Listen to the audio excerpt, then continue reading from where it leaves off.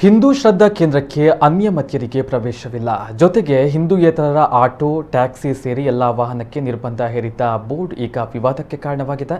ಇತಿಹಾಸ ಪ್ರಸಿದ್ಧ ಸೌತಡ್ಕ ಮಹಾಗಣಪತಿ ಕ್ಷೇತ್ರದ ವಾಹನ ಪಾರ್ಕಿಂಗ್ ಪ್ರದೇಶದಲ್ಲಿ ಬೋರ್ಡ್ ಅಳವಡಿಕೆ ಮಾಡಲಾಗಿದೆ.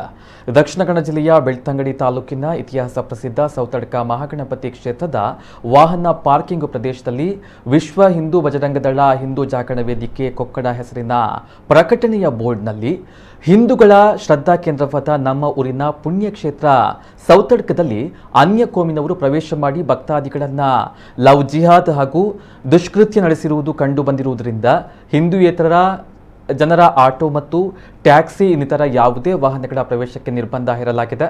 ಸದ್ಯ ಈ ಬೋರ್ಡ್ ವಿವಾದಕ್ಕೆ ಎಡೆ ಮಾಡಿಕೊಟ್ಟಿದೆ.